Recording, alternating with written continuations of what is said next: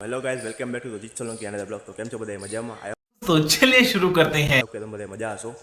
અને રાતના મતલબ શું કહેવાય કે તમને મેં કીધું હતું કે ને આગલા બ્લોગમાં મેં તમને કીધું હતું કે મતલબ હું રાતના મેળામાં જવાનું, બટ શું કહેવાય ટ્રાવેલિંગ કરીને એટલે મતલબ મારી બેન્ડ બજી ગઈ હતી, એટલે પછી મેળાનું કેન્સલ કર્યું અને પ્લસ મેળો આવી હતી મતલબ ઓલમોસ્ટ 40 કિલોમીટર દૂર છે, એટલે પછી મેં વિચાર્યું કે મેળામાં જવું નથી। અને ઓલમોસ્ટ તમે આ વિડીયોમાં જોજો કે એમાં બાવળિયા બધે હલવાના હતા, એટલે બધે હલવાઈ ગયા હતા। એટલે 29 તારીખે કાલે મતલબ કે બહુ ફૂલ ટ્રાફિક હતી, એટલે એના કારણે છે ને બધે હલવાઈ ગયા હતા। તો પછી વિચાર્યું છે કે અત્યારે મોર્નિંગમાં મસ્ત પાવડિયા હા ભોજી હલવાયા જાનું માન ગાન ગુણ સાગર જય કપિલ તું લોક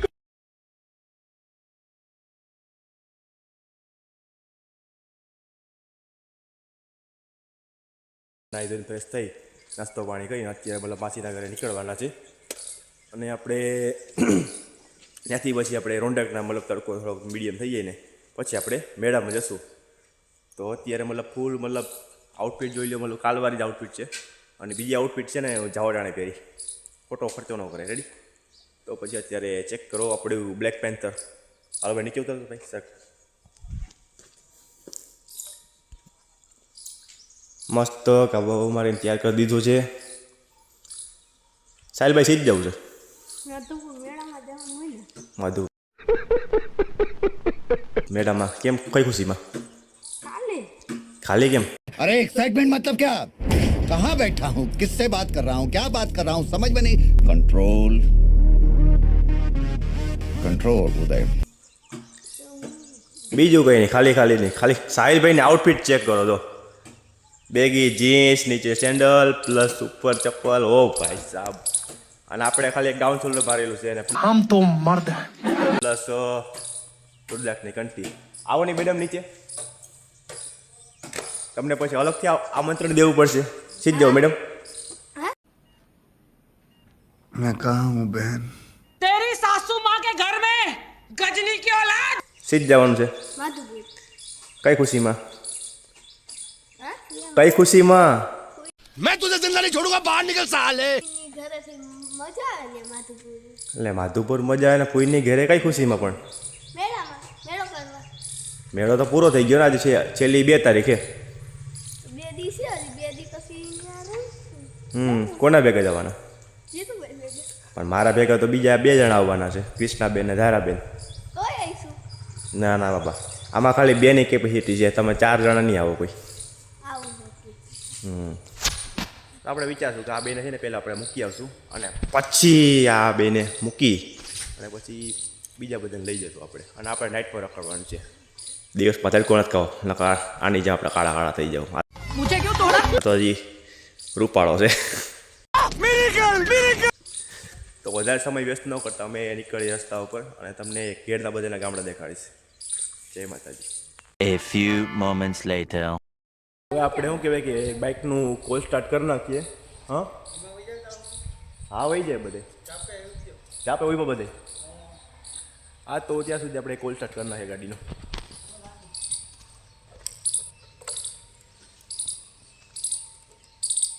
કચરો ગદનો જેમ દિવસ જેમ વધતો જાય છે।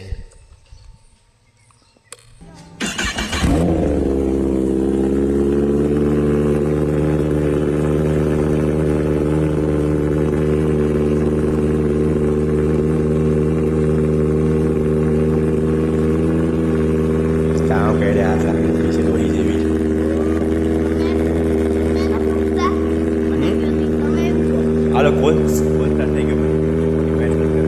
A few moments later.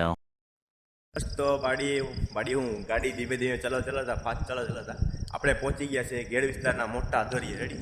અત્યારે તો આ બધી શું કે બંજર જગ્યા અત્યારે તમને દેખાવા મળશે, પણ તમે સર્ચ મારજો, બધું યુટ્યુબમાં સર્ચ મારજો, યુટ્યુબમાં કે ઇન્સ્ટાગ્રામ ગમે સર્ચ મારજો।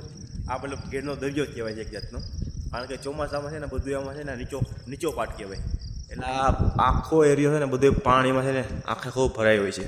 અને આ રોડમાં છે ને પ્લસ 1 થી મતલબ 1.5 ફૂટ જેટલું આમાં પાણી ભરાઈ જાય આખા રોડમાં, એટલો નીચે છે ને ખારો પાટ છે। અને અત્યારે આપણે પહોંચી ગયા છે હંટરપુર પ્લસ શું કે માધવપુરની થોડીક ટચમાં છે અત્યારે। રેડી? અને વેધર તમે ચેક કરો અત્યારે પાછળનું,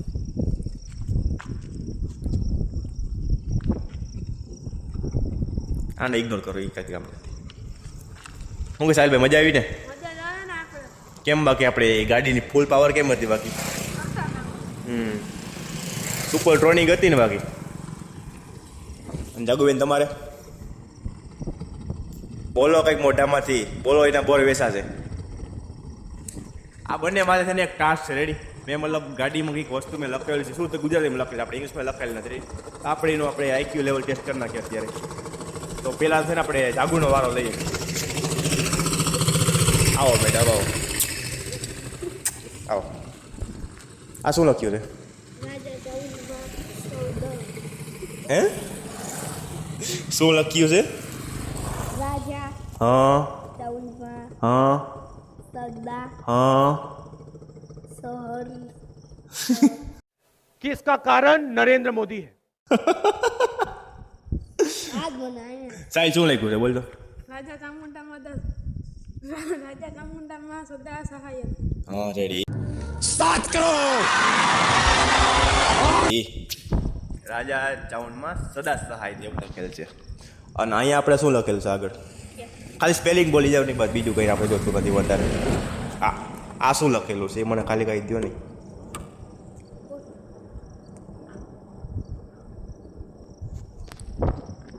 જીત ટિંકી હું કહી દઉં એવી જ લખેલું છે તો અત્યારે મતલબ બહુ ટાઈમ વેસ્ટ ન કરતા મતલબ મામાને મતલબ ઓલમોસ્ટ બહુ પાછળ છે આપણે મતલબ ફાસ્ટ ચલાવીને આગળ નીકળી ગયા છે અને પછી અત્યારે કરી લઈએ બાકી શું કે ભાઈ તડકો કેવો લાગે તડકો તો લાગે જ ને આવું હોય તો તડકો ખાવો જવું હોય તો ખાવું પડે ટાઈમ ઓલમોસ્ટ જોઈ લો અત્યારે મતલબ 10:30 જેવું થઈ ગયું છે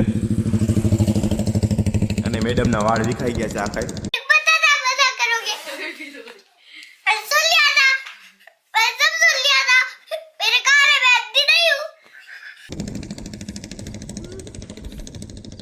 માથામાં ઢૂંઢું ઉપડી ગયું મેડમ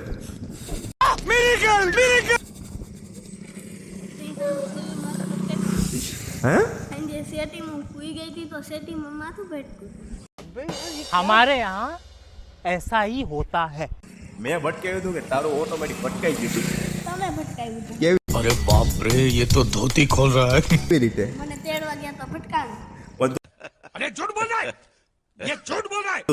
રોહિત નહોતી મને એ રીતે માથું નહોતું ભટકાણું અને અત્યારે ઢૂંઢું ઉપડી એવું લાગે કે માથું ભટકી છે સારું ચાલો સમય વ્યસ્ત ન કરતા થોડું થોડું કરી લઈએ અને પછી આવી પડ્યા જય માતાજી